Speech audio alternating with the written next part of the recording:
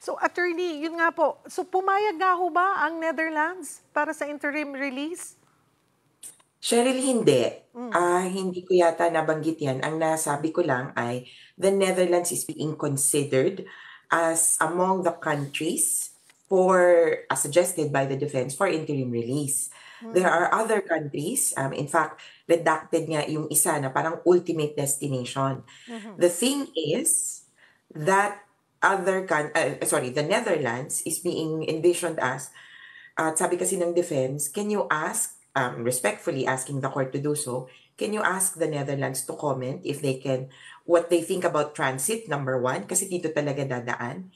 And then Mm. number two, what if things fall through, can Rodrigo Duterte stay on either partially or fully for the period of his interim release? Mhm. So mas ganon yung proposal ng defense. Okay. Kasi yun nga po, ang sabi ni VP Sara daw ay may pumayag na ngang bansa na magsisilbing host.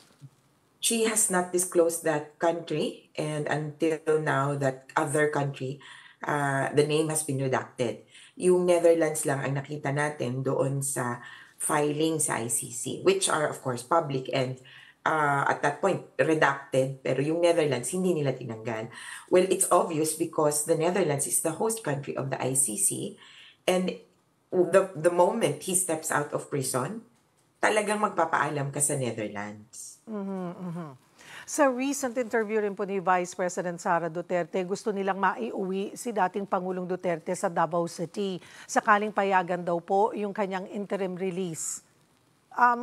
Posible po ba ito considering we're not a member of the ICC anymore? Well, I would say theoretically, yes.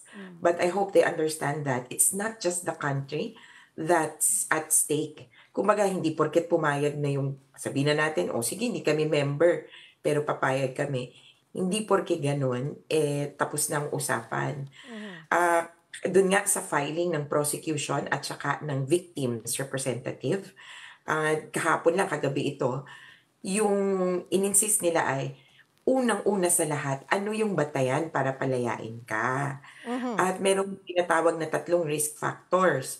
Yung ikaw ba ay babalik para magpakita ulit kung magka-hearing na. Pangalawa, hindi mo ba papakialaman yung proceedings o yung witnesses o yung mga taong involved. At pangatlo, hindi ka ba gagawa ng dagdag krimen? Mataas ang risk na gawin niya lahat yan kung uuwi siya ng Pilipinas.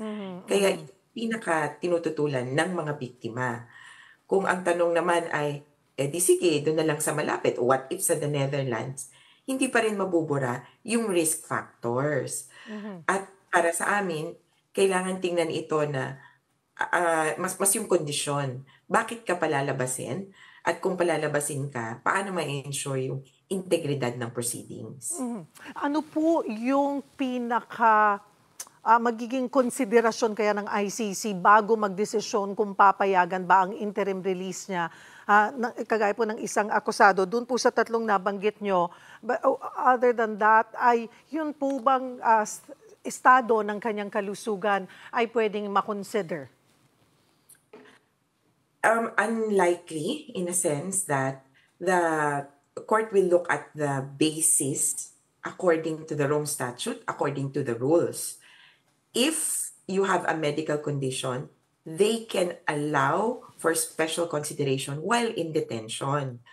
Kumbaga, iniisip din nila yung safety of the general public. This is someone who is a flight risk, who, etc., etc. Sabi nga ng prosecution, well and good that he's committing, that he will not commit any crimes, but there is history. At yun yung hindi mo makakalimutan hindi mo lang basta mag-gloss over na, oo, hindi ko nagagawin, oo, hindi na ako mag-i-intimidate. Samantalang dati, nung sinimulan siyang imbestigahan ng Senado, nung panahon ng presidente siya, pinakulong niya si Laila de Lima. Kaya maraming mabigat na factor para hindi siya palabasin. Kung sakaling kailangan niya ng health or medical related assistance, the ICC could provide that while he is in detention. Or maybe he could be sent to a care home. Ang hinihingi nila 24-hour care. It's either somebody is appointed to be his 24-hour carer inside the detention facility, or he could be sent out to a care home outside. Pero hindi yung choice mo na pauwiin na lang yan.